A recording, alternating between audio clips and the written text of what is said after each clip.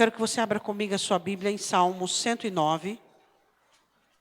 Salmos 109. O salmista Davi faz uma oração e ele diz algo muito interessante no versículo de número 17.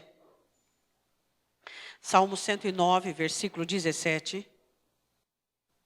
Ele fala algo muito interessante. Ele fala sobre nós amarmos a bênção. Sobre nós termos amor pela bênção. Sobre nós desejarmos a bênção.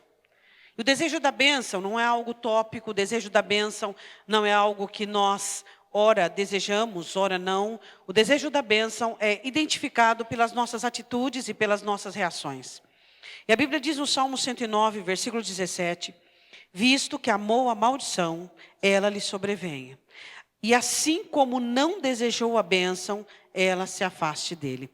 Podemos assentar abrindo comigo a sua Bíblia em 2 Reis, capítulo 4. 2 Reis, capítulo 4, eu quero que você abra a sua Bíblia. Todos pegaram o papelzinho, todos. Você não pegou, pegue, você precisa de caneta. No decorrer da mensagem, da pregação da palavra, você vai poder fazer a escrita. Você precisa de uma caneta e você precisa dos papéis. Amém? Você abriu, eu pedi para distribuir os papéis antes, para que não houvesse movimentação desnecessária. Todos pegaram os papéis? Isso?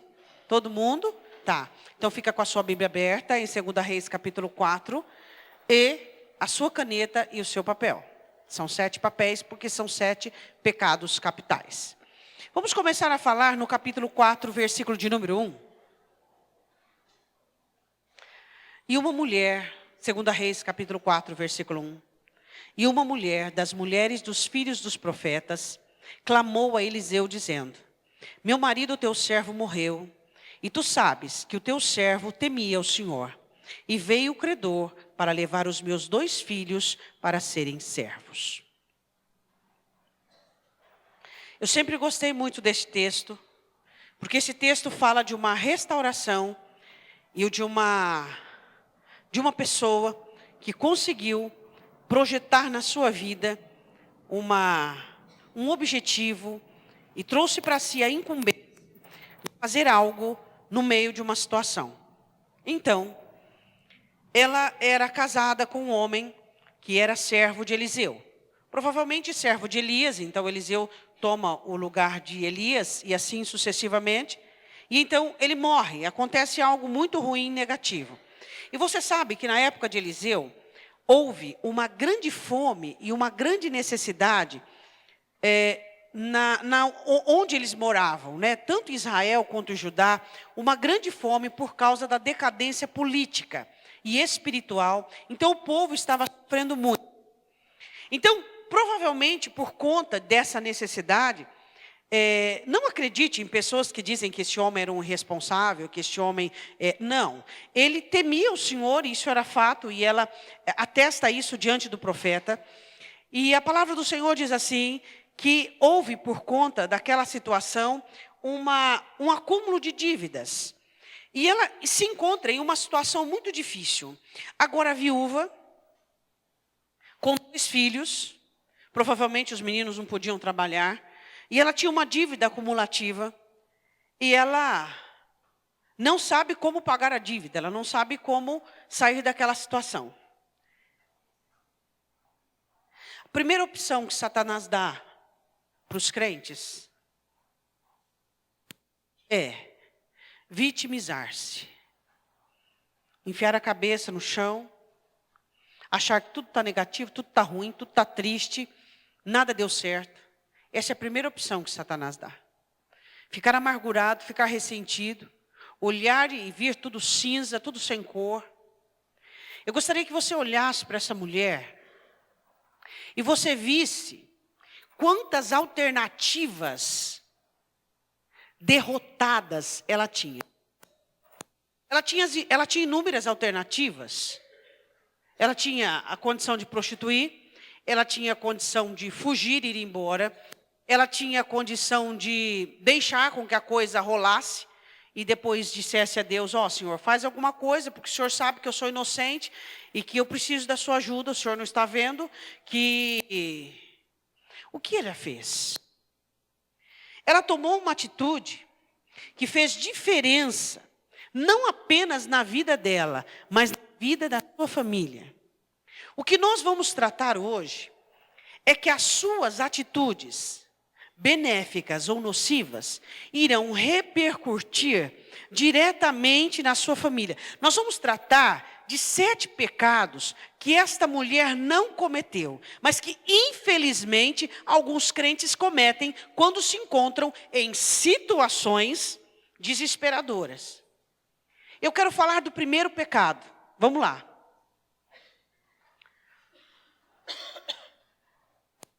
Ela tinha a opção de se vitimizar. E o que ela fez? Você sabe o que é a vitimização? A vitimização é a adequação diante de uma situação onde você começa a olhar para as suas falhas, para os seus complexos, para os seus defeitos. É onde você começa a se sentir mal. É onde o passado parece que ganha uma proporção gigantesca e vem te assombrar. A vitimização é aquela assolação de Satanás, onde ele começa a apontar os seus defeitos, a apontar o que você poderia ter feito, o que você deveria ter feito. Mas se eu soubesse, mas se eu tivesse feito assim, mas se eu tivesse feito daquele jeito. Então a vitimização não foi uma opção para ela. A questão é, o que essa mulher fez? Ela se vitimizou ou ela foi clamar a alguém que tinha como fazer algo por ela? A questão é, analise o grau, o nível, analise a constância do quanto o povo de Deus se vitimiza e do quanto o povo de Deus clama. O clamor é algo que Deus nos determina para que façamos e para que as nossas almas sejam livres e abençoadas e que por meio do clamor a nossa situação se resolva. Eu quero que neste momento você olhe para esse pecado chamado vitimização e você analise o quanto você está perdendo por cometer esse pecado. O quanto você está perdendo por achar que a vida é injusta, que Deus não olha para você, que Deus não te ama como deveria. O quanto você tem perdido, o quanto você tem atrasado as suas bênçãos, o quanto você tem agido de uma maneira morosa e letárgica. Por quê? Porque a vitimização tem sido uma prática constante na vida daqueles que deveriam clamar. Aqueles que deveriam orar e fazer orações, repreendendo Satanás, repreendendo as hostes das trevas, repreendendo o principado e potestade e assumindo um posicionamento diante de Deus e clamando e pedindo, como a palavra do Senhor diz. O profeta Isaías diz, não dê a ele descanso, até que coloque Jerusalém por louvor. Às vezes nós reclamamos dos nossos problemas e das nossas situações, mas será que essas mesmas situações têm tido o nosso clamor? Será que essas mesmas situações têm tido de nós o nosso desespero? O nosso desejo, a nossa súplica, quando acordamos de madrugada e dobramos o joelho no chão, e oramos e clamamos a Deus, e Senhor, tenha misericórdia de mim. Senhor, olha para a minha vida. O clamor, quando o apóstolo Paulo diz assim, que devemos comparecer diante de Deus com oração, clamor e ação de graças. O clamor é diferente da oração. O clamor é o desespero da sua alma, pedindo um recurso, pedindo uma solução, pedindo, dizendo, Deus, tudo que o Senhor disser, eu vou fazer, mas por favor, me socorra. Ela foi em busca, ela clamou, ela pediu. Agora eu quero que você escreva no seu papel vitimização. Já escrevi no meu. De um lado do papel você vai escrever vitimização. E do outro lado você vai escrever clamor. Primeiro papel, você vai escrever vitimização. E do outro lado você vai escrever clamor. Eu quero que você olhe para essa palavra vitimização. E eu quero que você comece a recordar. em um lapso, em um tempo muito sucinto, todas as vezes que Satanás riu de você, que Satanás debochou de você, que Satanás te empurrou um pouquinho mais para a lama, um pouquinho mais para o erro, um pouquinho mais para a dor, quando você se sentiu um nada, quando você achou que você é uma pessoa que faz tudo errado, que você é uma pessoa que não tem jeito mesmo. Quantas vezes você opta por essa alternativa, se esquecendo que você custou e custa. O nosso preço foi pago na cruz, da nossa salvação e da nossa eternidade, mas nós ainda custamos para o céu, para os anjos, para a palavra, para o advogado Jesus, para o intercessor Espírito Santo. O nosso preço ainda tem sido pago, o meu preço ainda tem sido pago. Aquilo que nós precisamos entender, que todas as vezes que você opta pela vitimização, você está dizendo não para tudo aquilo que Cristo comprou para você naquela cruz.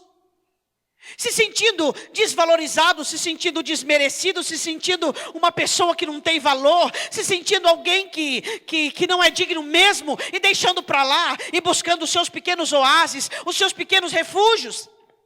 Quantas vezes você fugiu da sua realidade, porque não tinha força para clamar? Quantas vezes você buscou refúgio no trabalho, você buscou refúgio dentro da igreja, você buscou refúgio na família, mas o que você deveria estar fazendo era clamando, jejuando, vigiando, porque você tinha uma causa pendente diante de Deus, e essa causa precisava de você, e era só de você.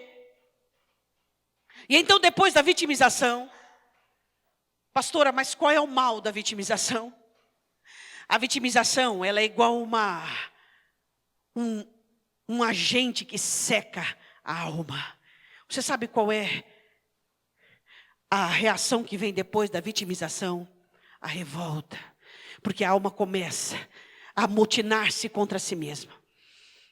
A alma começa a revoltar-se contra a vida, contra Deus. A alma começa a revoltar-se contra as situações. A alma começa a revoltar-se contra tudo. Levantando o passado, levantando tudo, trazendo em você atitudes e reações totalmente desconhecidas. Você olha para você e você diz: eu não sou assim. Eu não sou assim, por quê? Porque o resultado da vitimização é a rebelião, é a rebeldia, é o motim, é o automotim, onde você se levanta contra a sua própria história e você começa a fazer coisas que irão destruir você e a sua família. Eu quero que você faça um risco na vitimização. Você pode riscar ela da sua vida? Começa agora profetizando aí com a sua caneta. Diz: eu risco da minha vida a vitimização, e nunca mais, quando eu enfrentar situações, eu não vou optar pela tristeza, eu não vou optar pela vitimização, eu não vou ficar com dó de mim, nem vou querer que ninguém tenha dó de mim, eu não vou me cegar por meio da minha dor e da minha angústia, eu vou clamar. E do outro lado você escreveu clamor, amém? Diga: eu vou clamar. Agora eu quero que você segure esse papel aí na sua mão e guarde-o. Eu quero falar sobre o segundo ponto neste mesmo versículo. Essa mulher, ela tinha duas opções. A timidez, dizendo: como eu, uma mulher, posso ir falar com o pai dos profetas? Ela poderia ter insurgido em si mesma, se deixado vencer pela timidez. E uma coisa muito interessante que eu anotei da timidez: a timidez é uma adequação incorreta. Sabe que a timidez é algo que Satanás, ele nos dá por opção também. Deixa para lá. Você se vira. Deixa, vai dar certo. Não, deixa para lá, deixa, não vai atrás disso não. A timidez é uma saída para muitos de nós, quando nos falta a ousadia do Espírito Santo. Existem muitas coisas na sua vida que estão do jeito que estão, porque você optou pela timidez. Não houve uma opção correta pela ousadia. Paulo diz a Timóteo que tinha uma certa inclinação para a timidez. Deus não nos deu um espírito de covardia, de timidez, de introspecção, mas nos deu um espírito de ousadia, nos deu um espírito de autoridade.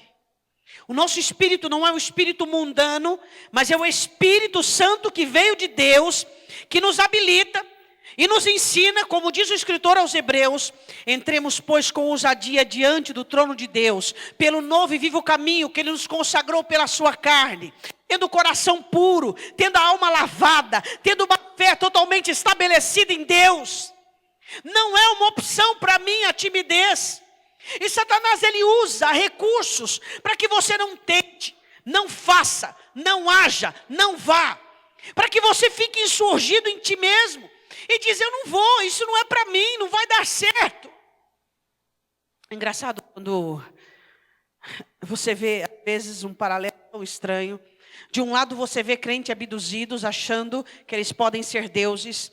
E de outro lado você vê crentes tímidos, introspectos, vivendo muitas vezes de migalhas, vivendo muitas vezes do quase nada, porque não conseguem encontrar um denominador comum, porque não conseguem centralizar a sua fé em Cristo, porque não conseguem crer e confiar, porque não conseguem tomar a palavra para si e dizer, não, peraí, está errado, não, desse jeito não, dessa maneira não vai dar certo.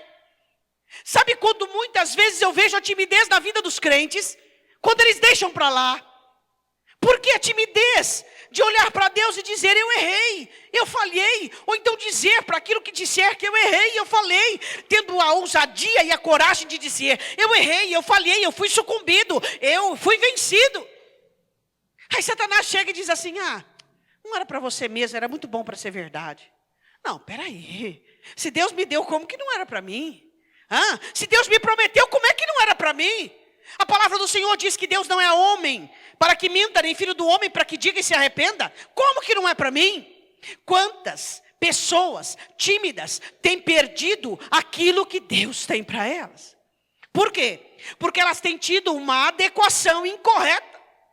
Adequações incorretas são pecados capitais. São 7 os pecados capitais. O primeiro qual é? Diga para o seu irmão. Nunca. Escreveu agora, já esqueceu? Vitimização. Qual é o segundo pecado capital que não pode existir na sua vida? Diga. Timidez. Isso é um pecado. Por quê? Porque o Espírito Santo veio até nós para que fôssemos ousados, corajosos, para que crescêssemos, para que confiássemos que a palavra de Deus dentro de nós pode muito em seus efeitos. Diga glória a Deus. Eu quero que você escreva no seu papel, de um lado, timidez,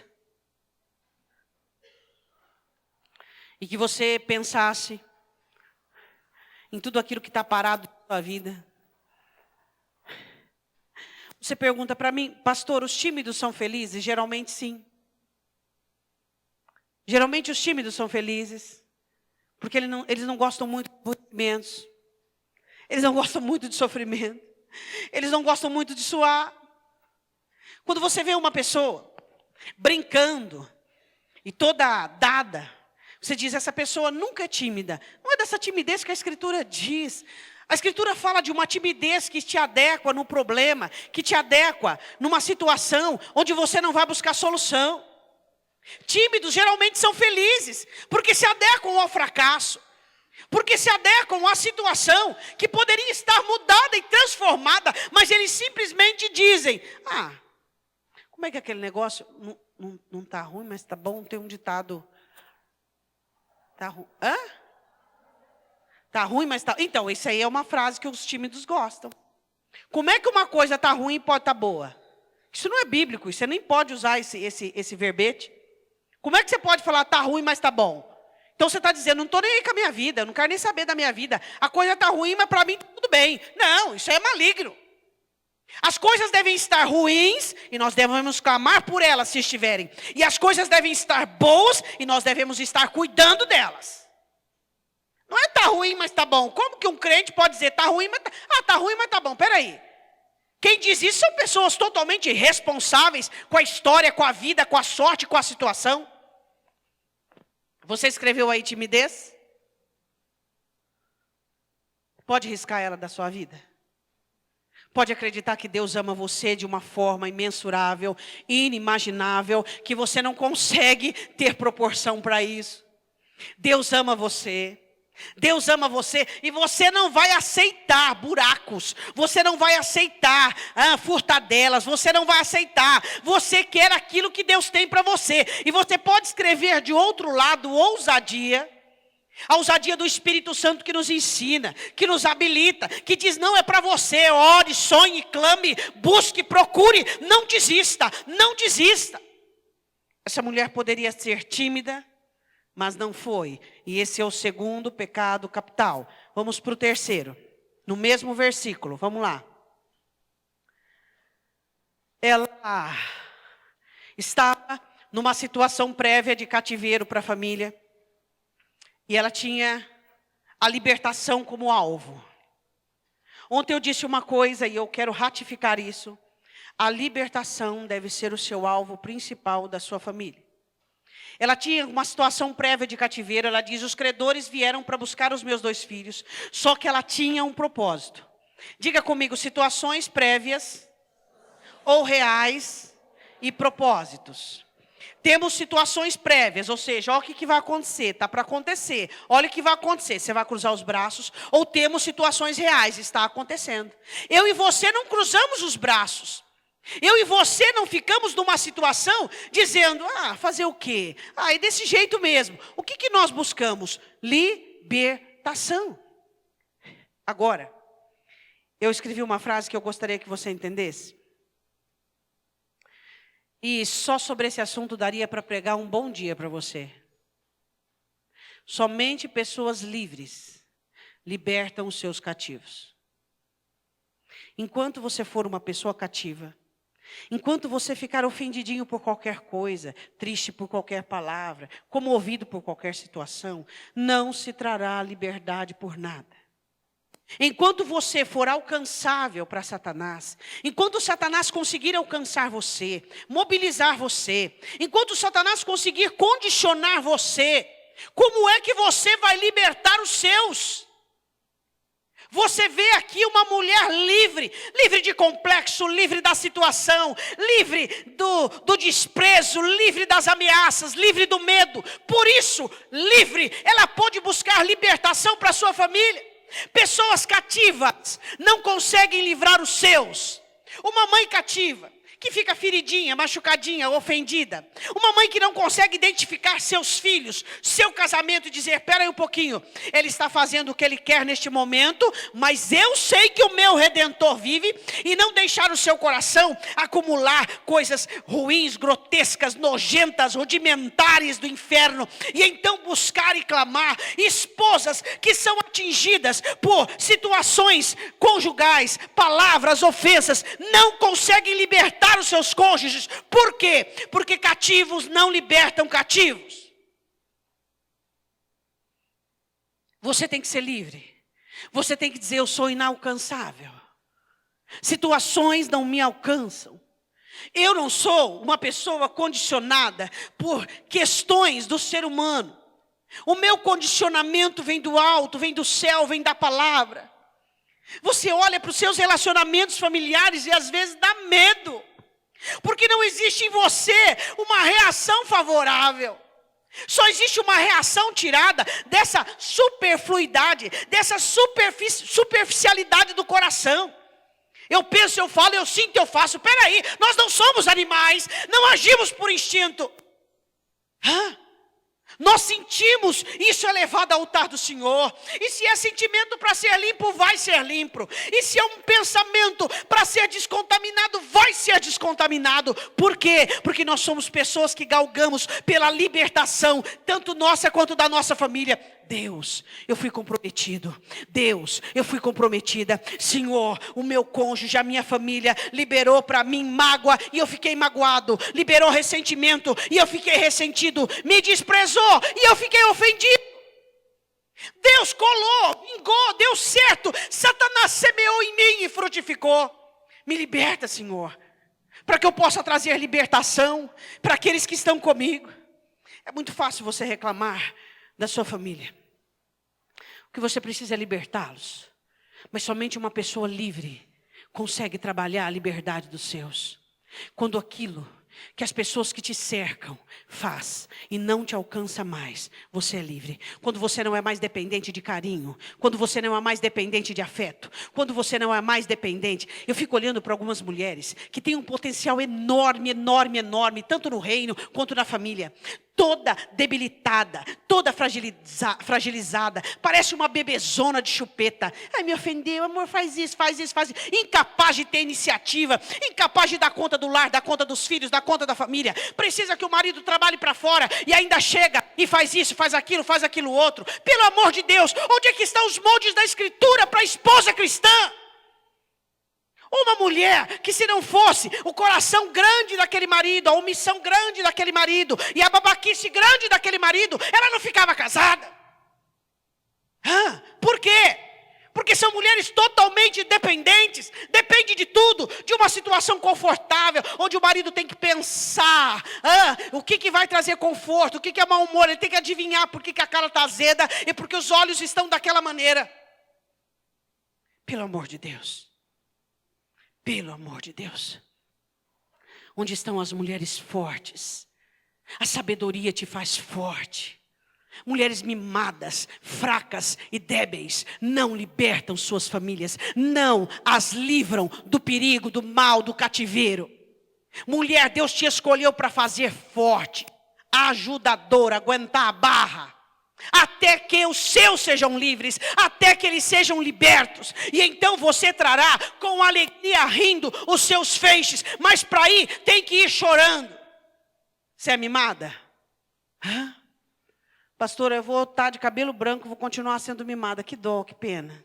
Que pena. Que pena. Que você só passou pela vida, você não viveu. Que a maior frustração de um ser humano cristão é chegar no final da sua vida e dizer: Deus, eu tinha potencial. Eu escondi talento, eu enterrei talento. Eu podia ter orado mais, eu podia ter sido mais forte, eu podia ter tido mais sabedoria. Eu poderia, mas não fiz. Mulheres trazem libertação para suas casas e para os seus lares e não se conformam com o cativeiro. Eu quero que você escreva cativeiro no seu papel. E você possa riscá-lo da sua vida. Risca ele igual eu fiz com o meu. Analise todo o seu cativeiro, toda a sua dependência, toda a sua meninice, todo o seu infantilismo, toda a sua necessidade. E do outro lado, o que você vai escrever? Libertação. Eu vou buscar tanto a minha libertação quanto a da minha família. Minha família vai ser livre, porque o Espírito Santo encontrará em mim uma pessoa hábil, forte, determinada, decidida, e que não vai parar por qualquer questãozinha, não vai desistir da família. Você sabia que tem muita gente usando uma aliança como essa, parecida como essa, morando dentro de uma mesma casa, dormindo numa mesma cama, fazendo sexo a mesma pessoa, às vezes até todo dia, mas não está casada com ela? Um casamento é uma dedicação constante, e principalmente em oração, e principalmente espiritualmente, de sustentar em oração, de clamar em oração, e de pedir a Deus: liberta, faz a sua obra. Pessoas egoístas são cativas. Você escreveu do outro lado, libertação? Bem? Vamos lá. Versículo de número 2, você vai ler comigo. E Eliseu lhe disse: o que hei de fazer-te? Dize-me o que é que tens em casa. E ela disse: tua serva não tem nada em casa. Sabe, às vezes nós não temos nada na vida, não temos a alegria que precisamos, às vezes até a fé que precisamos. Não temos a clareza, não temos, mas o óleo tem que ter pelo menos um pouco. A unção não pode faltar. Diga para o seu irmão: a unção não pode faltar. Sabe o que significa unção? É a ação do Espírito Santo de Deus na sua vida. Isso é unção. É o Espírito Santo ainda podendo falar. É o Espírito Santo ainda podendo dirigir. É o Espírito Santo falando na cachola. É o Espírito Santo dirigindo a sua vida. A unção, mesmo pouca, tem que existir. Não tem nada, pastora. Não tem amizade, não tem comunhão, não tem, eu tentei, não tem, mas tem unção. Então a partir dessa unção, conseguirá todo o resto. Diga glória a Deus. Ela disse, não tem nada em casa, só tem um pouquinho de óleo. Às vezes realmente não tem nada. As coisas se perdem, não é mesmo? Mas aí se você pudesse ouvir durante as noites e as madrugadas, existe um clamor e um sussurro chorando e orando. É a unção trabalhando pela família. E aquela mulher, ou aquele homem, ou aquele filho orando e dizendo, Deus, tenha misericórdia. Deus, se eu olhar para a situação eu desisto. Mas eu não estou olhando para a situação, eu estou olhando para o Senhor. É aquela unção que vai fazer a diferença. É aquela mobilização do Espírito Santo. É aquela direção que Ele dá. É aquele aconchego na alma. É aquele fôlego novo. E aquela mulher, ou aquele homem, ou filho, levanta-se naquele momento, como tudo já tivesse transformado. A luz começa a vir sobre os seus olhos. Tem um pouco de unção, então está tudo bem. Diga glória a Deus. Próximo versículo, versículo de número 3. Então disse ele, vai e pede emprestadas de todos os teus vizinhos vasilhas vazias e não poucas. Você precisa de muito espaço para que você possa receber o que Deus vai te dar. É o que ele disse para ela. Eu queria perguntar uma coisa para você, tem espaço aí? Uma das coisas muito importantes que o crente tem que saber fazer é despejo. Sabia? O crente que não sabe fazer despejo, vira um lugar abandonado. O Espírito Santo não tem nem como. Despejo, você sabe fazer despejo? Amargura, despejo, tá? Dias contados. Ressentimento, incredulidade, tristeza, abatimento, vai tocando embora. Vai tocando embora, por quê? Porque o que o Senhor Jesus diz, que do coração do homem procede as coisas más, e também diz, em Mateus capítulo 13, que é o coração que se converte e existe cura. Então o meu coração tem que ser limpo. Uma coisa que você não pode admitir na sua vida, é que o seu coração fique comprometido com qualquer sentimento que impeça o agir de Deus. Deus engula o sapo e a lagoa inteira, mas a tua vontade eu vou fazer. Amém? Você precisa garantir isso, pelo amor de Deus. Pelo amor de Deus. Você precisa garantir que o seu coração seja um lugar limpo. Que o seu coração seja um lugar onde muitas vasilhas estão vazias. A vasilha da alegria, para receber a alegria. Da fé, do ânimo, da ousadia. E todas as vasilhas que são necessárias para aquele momento. Seu coração é tudo que você tem que guardar na sua vida. Ninguém macula, ninguém. Meu coração não. Amém? Diga amém. Você tem cuidado do seu coração? Hoje você pode pegar a sua vasilha e dizer, Senhor, as minhas vasilhas estão vazias. E eu quero que o Senhor as encha. Ó Deus, eu quero que o Senhor as encha de clamor, de libertação. Eu quero que o Senhor as encha. Amém? Vamos para o próximo versículo. Versículo 4. Pode botar? Colocar? Então, ele aconselha a ela, ordena, entra e fecha a porta sobre ti, sobre os teus filhos, e deita azeite em todas aquelas vasilhas. Versículo 4. Entra, isso aqui é um dos maiores pecados que os crentes cometem, publicidade. Tem crente que ele é publicitário, ele não sabe. Ele é mais publicitário do que aquele que fez faculdade, pós-graduação e mestrado. Ele publica toda a sua situação. Se ele está triste, a vida dele está triste, os amigos sabem que está triste. Se ele está com problema, todo mundo sabe que ele está com problema. O profeta Eliseu olha para ela e diz a mesma coisa que Jesus diz. Entra e fecha a porta do teu quarto em secreto, que o pai que te vê sabe o que você precisa. Você faz publicidade ou intimidade? Você escolhe. Ou você comete a publicidade, onde todo mundo fica sabendo da sua vida, todo mundo fica sabendo das suas dores. Engraçado, né? Tem pessoas que vivem de muleta. Tem pessoas que ficam precisando que um tenha dó, que o outro ajude, que o outro olhe com ternura, que o outro faça. Você está negando a intimidade com o Espírito Santo. A intimidade vale muito mais. Intimidade é algo que é muito mais promissor. Você vai e entra no teu quarto, na tua casa, com os teus filhos e fecha a porta. Diga para o seu irmão, fecha a porta. Discutiu com o cônjuge, não vê a hora de chegar na igreja e contar para a amiguinha. Fica aquele comichão, aquele comichão, aquele comichão. Aí ela fala assim para o Espírito Santo, fecha minha boca, fecha minha boca, fecha minha boca. Aí a própria mente dela fica programando um assunto e uma situação para ela. Pum! Fecha a tua porta, fecha a tua boca, fecha a tua casa, fecha a tua família. Vamos começar a ter intimidade com Deus. Vamos começar a ter intimidade com Deus. Deus é tudo para você? E quando você fala para Ele, Ele te ouve? Deus é suficiente? É ou não é? E Ele é suficiente só Ele saber do que você vive, do que você passa? Amém.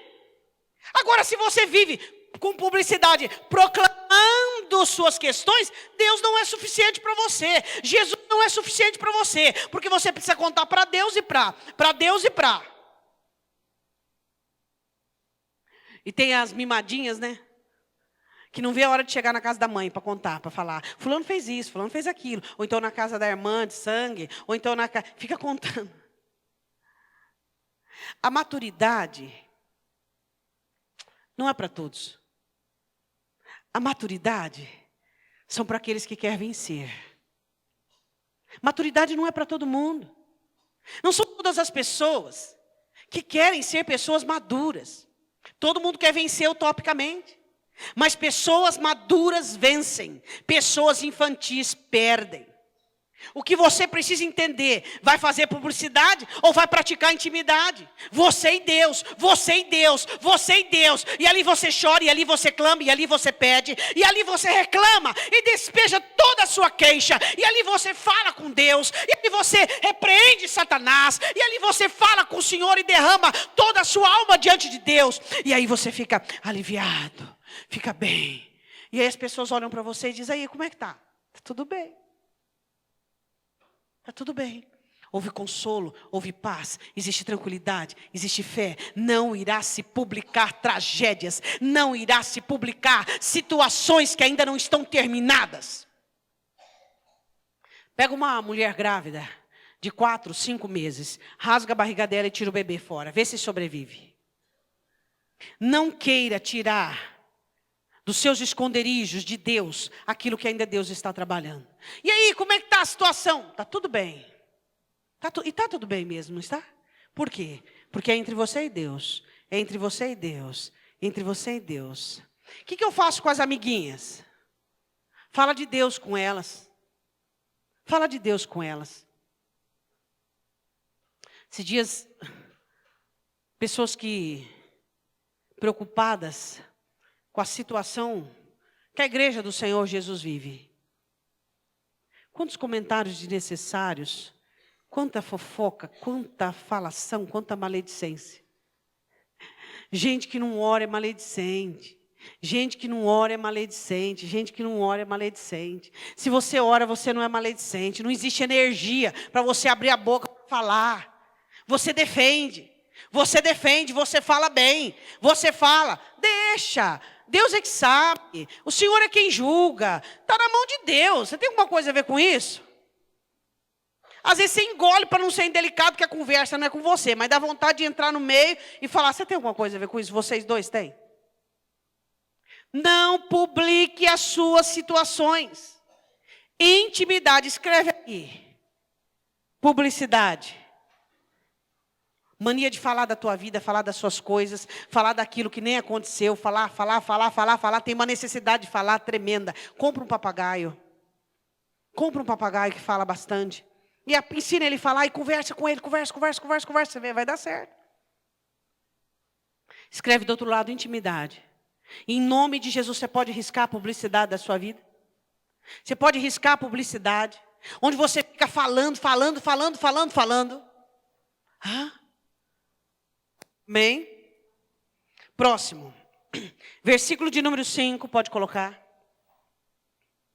Partiu, pois, dele e fechou a porta sobre si e sobre seus filhos, e eles lhes traziam as vasilhas e elas as enchiam.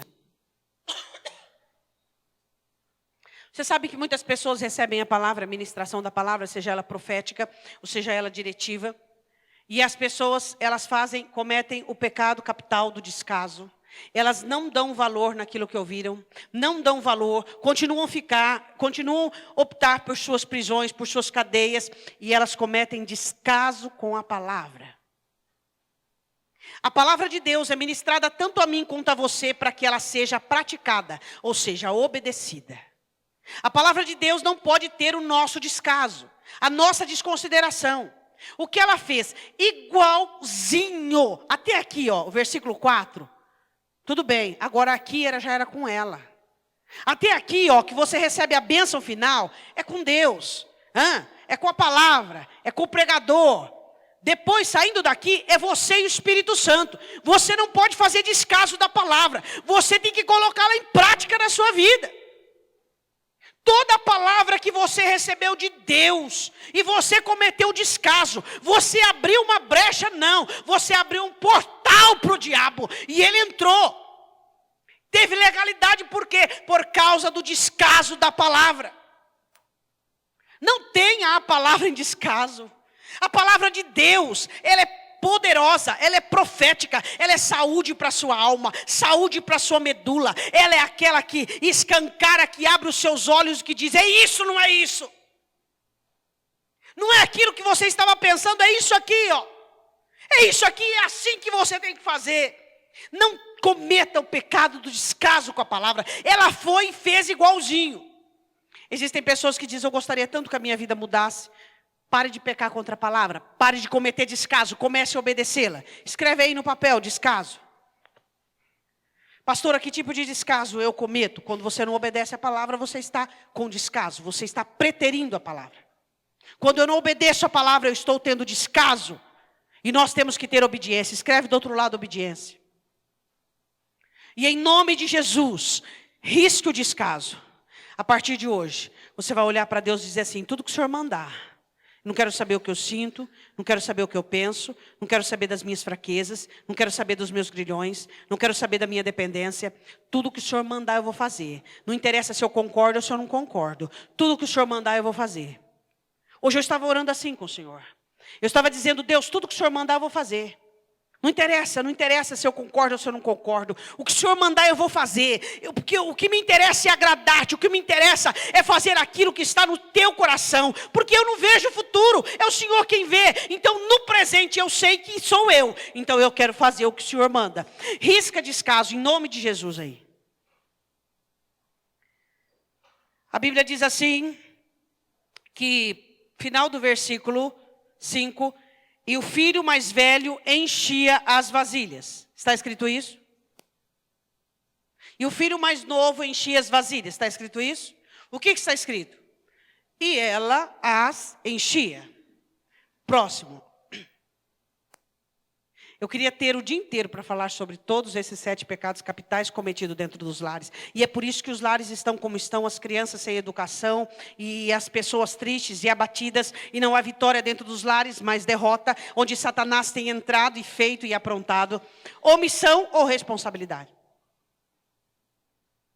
Deixa para lá. Cada um. Tá, não estou dizendo que você vai governar a vida do outro, mas você vai orar, mas você vai ajudar, mas você vai fazer aquilo que corresponde. Você vai abrir os olhos, você vai exortar, e se preciso repreender, se você tiver oportunidade. A omissão é pecado. A Bíblia diz, se vocês sabem fazer o certo e não faz, vocês estão pecando. Qual é o nome disso? Diga bem forte. Diga bem forte. Omissão. A sua família precisa de você, precisa de Deus, mas Deus em você. A sua família precisa de pessoas responsáveis. Intercessores, pessoas que se colocam na brecha. Deus, eu estou aqui. Deus, eu estou aqui. Senhor, eu vou usar as minhas fichas. Eu vou usar o meu crédito. Eu vou usar o meu depósito. Uma certa feita. Quantas vezes Moisés usou o crédito que ele tinha diante de Deus por causa do povo? Por isso que eles não foram fulminados. Você pode usar os seus créditos em favor da sua família. Deus, minha família tem um intercessor. Olha para mim. Olha para mim, Deus. Olha para mim. Olha para mim. Assim como o Senhor olha para Jesus Cristo para poder me vir, olha para mim, Pai. Olha para mim. Olha para a minha fé, olha para o meu amor por Ti, olha como eu tenho Te servido, olha para a minha fidelidade. Então, Pai, eu Te peço, Pai, não que eu tenha algum direito, mas eu tenho diante de Ti uma história, eu tenho diante de Ti um legado, e eu faço uso desse legado e eu me coloco na brecha. Olha para mim, Deus, e salva, olha para mim, Deus, e recompensa, olha para mim, Deus, e estabiliza, olha para mim e põe juízo, olha para mim, Deus, olha para mim. Responsabilidade, onde você chama para si a responsabilidade do seu lar e da sua família, e não fica martelando, acusando, alfinetando. Alfineta uma pessoa que está envenenada, você vai ver o que acontece. O veneno vai espirrar e vai pegar em você. Vai, alfineta. Alfineta uma pessoa que está envenenada. Alfineta uma pessoa que não está bem, você vai ver o que vai acontecer. O que você tem que fazer? Ser responsável. Então escreve aí. Escreve, omissão e risca. E do outro lado, responsabilidade. Diga amém. Nós já estamos terminando. Versículo 6. E sucedeu que cheias que foram as vasilhas, disse a seu filho, traze-me ainda uma vasilha. Porém ele lhe disse, não há mais vasilha alguma. Então o azeite parou. A unção só para quando não tem mais lugar. O Espírito Santo não desce mais, não vem mais, quando não tem lugar para ele. O coração está preenchido de ressentimento, de discórdia, de situações, de apegos, de afetos ruins, negativos, de ligação. Tem gente que liga, liga de uma maneira, como o apóstolo Paulo diz, afetos, que são afetos nocivos e destrutivos. Espera aí. Próximo. Sabe o que essa mulher fez? Ela pegou os filhos, começou a vender o óleo e disse, vamos para uma viagem para o Nordeste. Vamos fazer uma viagem. Vamos passear. Ou então vamos fora do país. Vamos para outra cidade. Vamos lá. Vamos lá, vamos ver. O que nós fazemos com a bênção? Quando somos arrogantes. Pegamos arrogância é como um caixote de cebola. Caixote de cebola, você sobe em cima. E com o tempo ele racha, afunda, e é perigoso cortar a sua artéria. Arrogância é assim. O que essa mulher fez? Hein? O que você faz com aquilo que Deus tem te dado? Esse é o último pecado capital, cometido dentro das famílias. Famílias abençoadas, prósperas, que conquistaram. Você vê isso? Interessante. Você vê a família. Quando chega para o Senhor, ou está no Senhor, pobrezinha, humildezinha, dependência, faz Deus, faz Deus, faz Deus, faz Deus, e vem. O carro quebra e vem de a pé e pede carona, e vem de ônibus, e vem até na asa do anjo voando. Mas aí agora está confortável, ovelha gorda, abençoado, abençoadão. O céu suou, o céu fez, o céu trabalhou. Aí começa a ficar seletivo, tipo assim, sabe? Não sei lá, estou meio cansado hoje, estou com a dor nas costas, acho que não vou na igreja não. Vinha arrebentado, porque trabalhava com camelo quando era pobre. Vinha arrebentado. E não dormia não, porque não perdia um segundo da palavra. Aí ele começa a fazer campanha na igreja, orar. Entrou arrogância. Arrogância é um pecado capital. E onde entra a arrogância e a soberba, Satanás rouba. Não, peraí, porque eu estou arrogante, mas não roubou a minha prosperidade. Quem disse que Satanás quer a sua prosperidade? Se a sua prosperidade te mantém arrogante, se a sua prosperidade te mantém longe de Deus, se a sua prosperidade te mantém soberbo, ou ele vai tirar a sua prosperidade por quê? Só se ele fosse burro. Uma coisa que o inferno não é burro. Tem gente que acha que o ataque de Satanás é só na prosperidade. Peraí. Você acha que ele é burro? Não. Porque você é próspero, você está folgadão, tranquilão, abençoadão, e você não é dependente de Deus, não busca direção, não ora, não clama, não vem à igreja, não tem mais humildade que te leva, o porquê que ele tocaria na sua prosperidade? Só se ele quisesse que você se convertesse, mas ele não quer que você se converta. Faz um crente pobre e você vai ver como ele vai ser convertido. E o inferno sabe disso. Que a prosperidade mexe com a cabeça das pessoas, mexe com o coração das pessoas e as faz seletivas, arrogantes, elitizadas. Vou orar, vou chorar porque não tem motivo para chorar. Não tenho motivo para eu chorar porque eu não tenho problemas. O meu dinheiro, ele paga todos os meus problemas. Eu quero dizer uma coisa para você. Quando você não vê o seu problema, é porque você já está cego por ele. Todo problema que você não vê e não enxerga, ele já cegou você e já dominou sobre a sua vida. Para terminarmos, versículo de número 7 e último.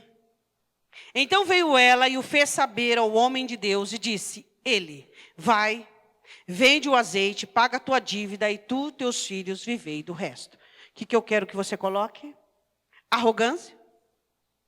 Achar que você é independente de Deus, e que você agora tem dinheiro, você tem carro, e você tem casa, e você veste bem, você come bem. Então você não precisa orar mais por miséria, não gosto dessa palavra, você diz. Mas e as misérias da alma, e sua vida espiritual que está em decadência, e a sua vida familiar que está ruim. Tem uma boa, a gente fala mistura, né? O interior. Tem uma boa mistura na mesa, mas acabou aquela mistura de aconchego. Acabou, não se divide mais ovos, mas o quê? Mas também não se divide mais vida, não se divide mais comunhão. Acabou. Escreve do outro lado, dependência de Deus. Risca a arrogância em nome de Jesus. Risca a arrogância. Todos nós precisamos muito de Deus.